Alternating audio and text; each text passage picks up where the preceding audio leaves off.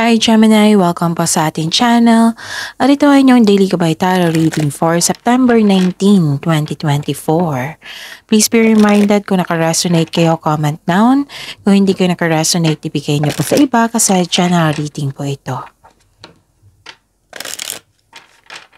This is for you, Gemini, ngayong September 19, 2024.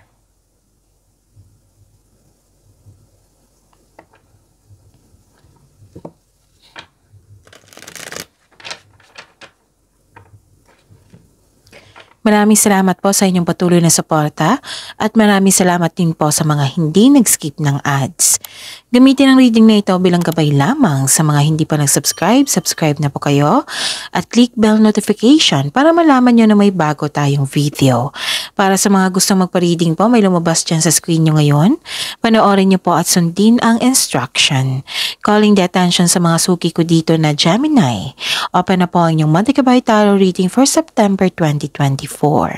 May 6 months from now reading tayo at love life reading po. So message me, Gemini, for schedule. Maraming salamat po.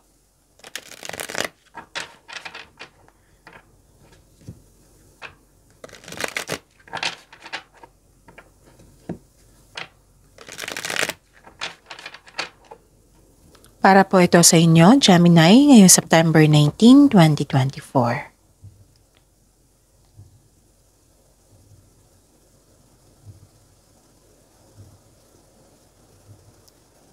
Okay. Spirits Guide, mga ganap po kay Gemini ngayong September 19, 2024. I need 3 cards po.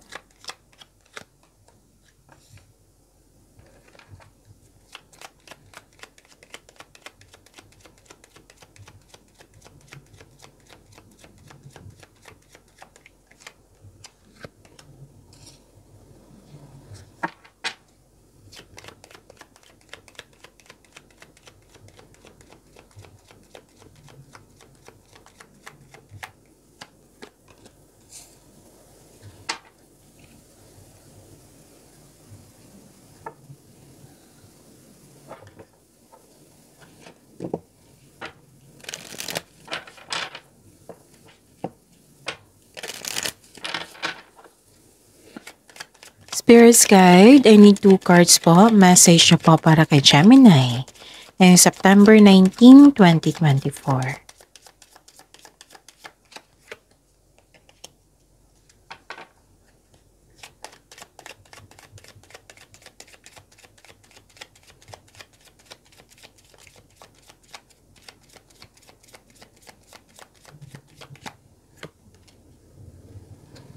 Okay. Gemini, ngayong September 19, 2024, may binigay na opportunity sa inyo na kailangan yung bigyan ng desisyon. Kailangan yung pumili. Kailangan yung bigyan ng desisyon. Parang kahapon pa ito, no? Or the other day. So, sana'y makapili na kayo at makagawa kayo ng best decision. At paalala lang ha, para makagawa kayo ng best decision, gather factual information, pagbalance ay kailangan at gawa kayo ng konkretong plano. Okay? Tapos may nakita ko ditong meeting, pwedeng reunion, pwedeng public event, special event, yung grupo ng tao. Nag-uusap yung grupo ng tao. Nakita ko rin dito na some of you kaka-hire lang sa isang trabaho, kakasimulan lang sa trabaho. Yes. Kasi may nakita ko ditong new beginning eh. Okay? May humingi dyan ng time sa iyo. Pwedeng inner child mo ito or isang bata na humihingi ng time sa iyo, Gemini.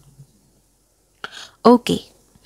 Ang message po, smile. You will soon experience a wonderful journey of inner discovery. Wow. Don't worry, be happy. So, ma-experience mo soon yung wonderful journey mo. Okay? May ma-discover ka sa iyong sarili. Okay? Embrace the power of dance and movement to access your highest guidance. Okay, you're divinely guided. Okay. Spirits Guide, ano ba yung energy ni Gemini ngayong September 19, 2024?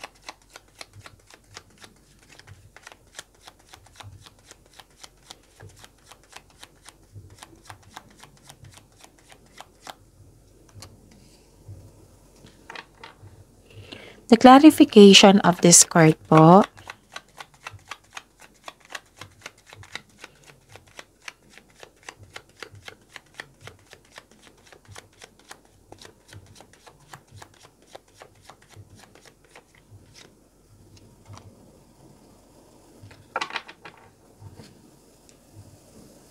Okay.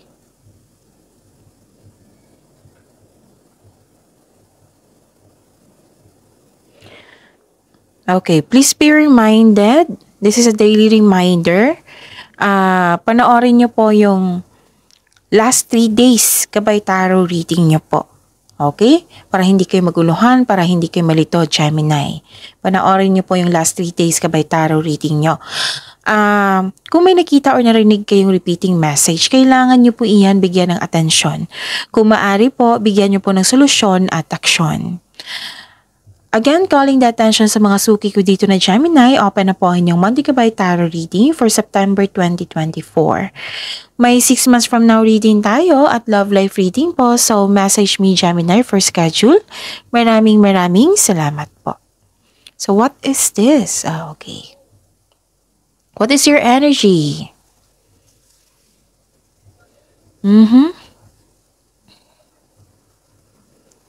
So, umiwas po kayo sa conflict or argument. May advice ang card nyo po dito. Tapos, umiwas kayo sa taong manluloko. Kasi may panlulokong magkakanap. May pagkawala, paninirang puri, or panlulokong magkakanap. So, ang sabi ng card dito, instead na magkipag-argue ka, umiwas po kayo. Okay? Umiwas kayo. Kung may conflict na kailangan ayusin talaga, then ayusin nyo. Bigyan nyo ng solusyon. Mag-ingat din kayo sa mga sinasabi nyo at ginagawa. Okay? And actually, itong argument na ito is a natural element of all connection, of all relationship. Dito mo rin makilala mo yung sarili mo kung paano ka mag-handle ng ganitong sitwasyon. Dito mo rin malalaman kung right time na bang mag-walk away. May nakita kasi akong conflict dito or argument sa isang grupo ng tao. Di ba may sabi ako dito na grupo ng tao? Pero alam nyo ba, ang binigay na solusyon dito, kung pwede umiwas, kung ayaw nyo, improve your communication skills. Kasi nakikita ko dito na some of you, i-address mo yung hurt feelings mo. So, improve your communication skills kasi may sabi dito na ingatan ang bawat sinasabi. Baka kasi sumabog, di ba? So, pag-iingat sa bawat sinasabi at ginagawa. Improve your communication. Okay? Kung gusto nyong ayusin ngayon. Pero, may message din dito kung kailangan iwasan nyo makipag-argue. Kasi may nakita ko ditong toxic na tao eh. So, ang sabi dito, know when it's time to walk away. Kung hindi na nakatulong sa iyo. Kasi we're aiming for peace of mind. For our peace of mind. And listen to your intuition. Kasi ito yung mag-guide sa iyo. It will guide you away from toxic people or toxic place. Okay? So, that is a challenge kung paano ka mag-handle ng ganitong challenge, ng ganitong conflict. Dalawa yung solusyon na binigay dito eh. To improve your communication na mag-address ka ng hurt feelings. Pero gagawin talaga to ng ibang Gemini. Ang isa dito is try to put boundaries. Okay? Yun. Ano pa?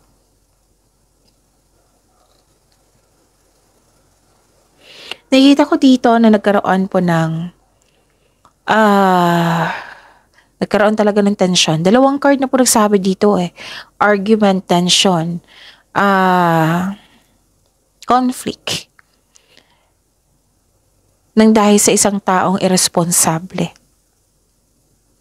Tapos, may paalala ang card niyo po dito. Kung walang nangyari niyan na argument, may paalala ang card niyo po dito na control on overspending. This card asks you to save money. So again, control on overspending sa trabaho, control on overspending sa money. Okay, pagbalanse po ay kailangan dito. Baka nagkaroon ng conflict kasi puro ka trabaho, wala ka ng time sa kanya. Kaya nga may nakikita ko ditong humihingi ng attention sa iyo. It might be this is your anak, bunsong kapatid, or bata pa sa iyo. Or even your inner child na nagsasalita na nabibigyan mo siya na humihingi siya ng time sa iyo. Okay?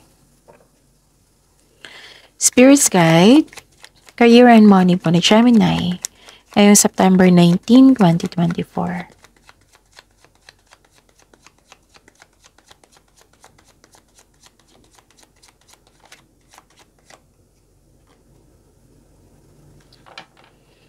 And the clarification of this card po.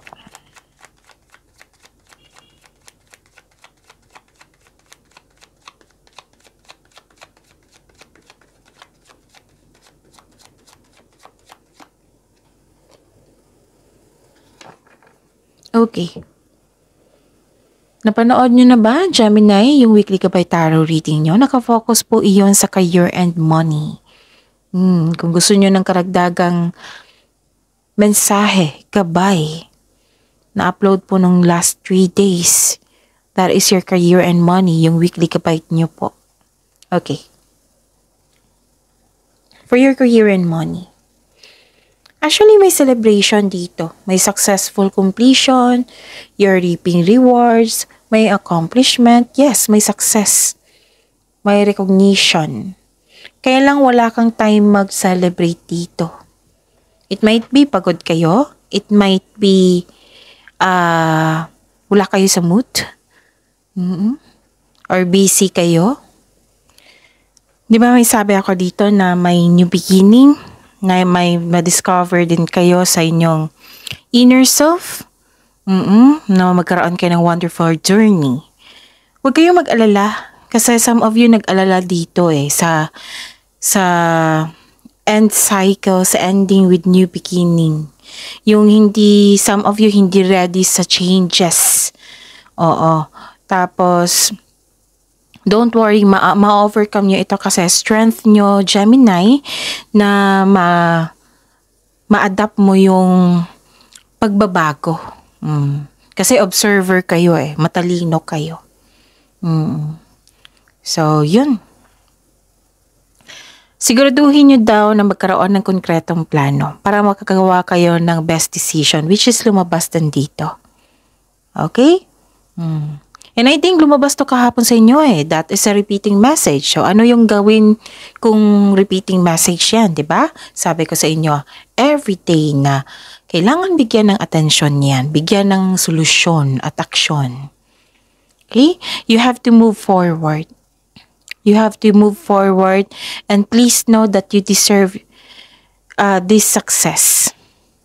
Kasi, may some of you, you're not ready to move forward kasi may pagbabago or you don't feel you are deserving of success. Mismo ang card nagsabi, you deserve it. You deserve this success. You deserve this new beginning. New beginning is bagong pagkakataon. Andyan po yung growth. Andyan po yung success. Andyan po yung expansion. Andyan po yung development. So, embrace this new beginning. Okay? So, you deserve this success sa inyong career and money. Huwag kayong mag-alala. Do not worry. Kasi mismo yung cards nagsabi dito na magkakaroon yan ng wonderful journey. Okay? Ano pa?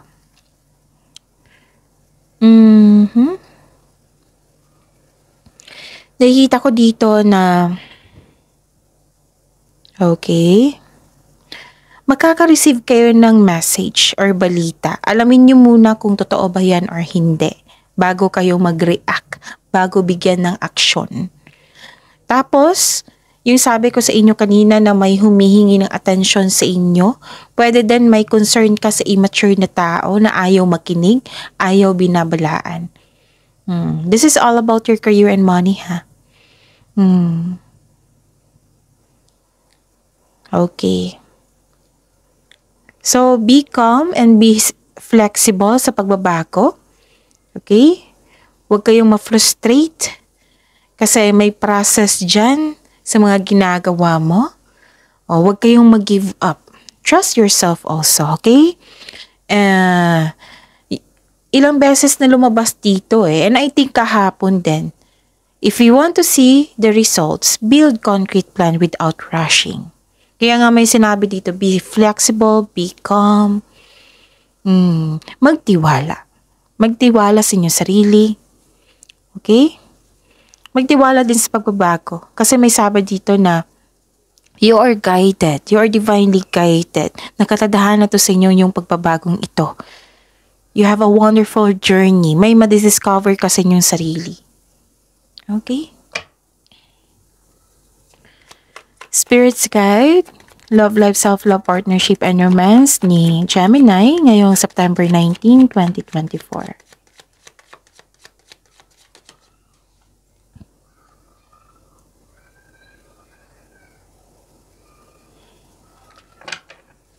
And the clarification of this card po.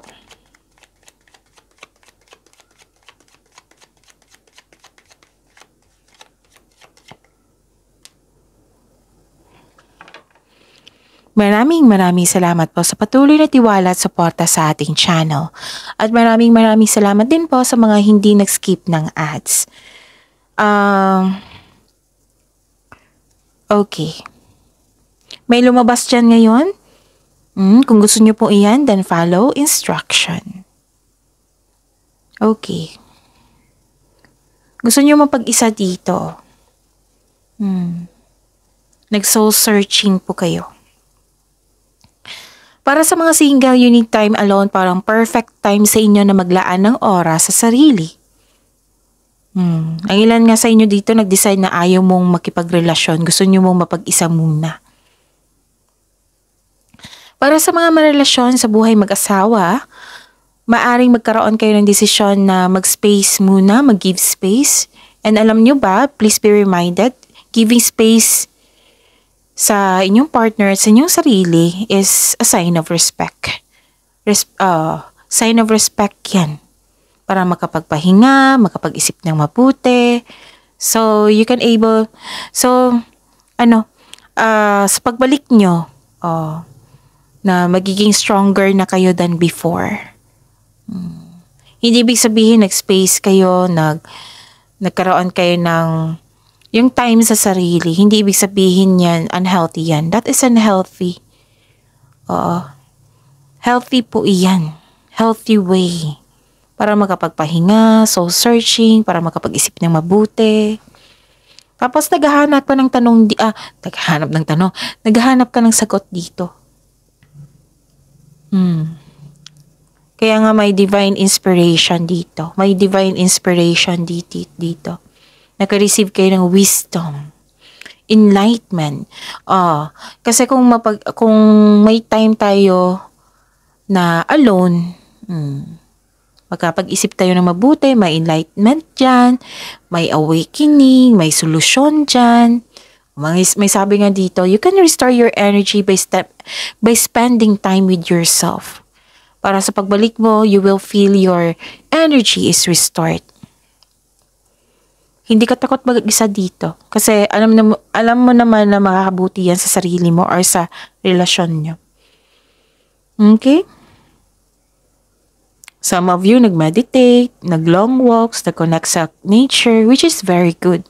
Kasi connecting to your energy yan. Okay. Nagbigay ka din ng pasensya dito. Ano pa? Nakikita ko rin dito na Para sa mga single, marami kang maliligaw, marami kang choices. Iniisip mo yung kung sino yung right person sa kanila. Na ang siyang may genuine na love sa iyo. Mag-ingat po kayo sa sobrang pag-iisip ha.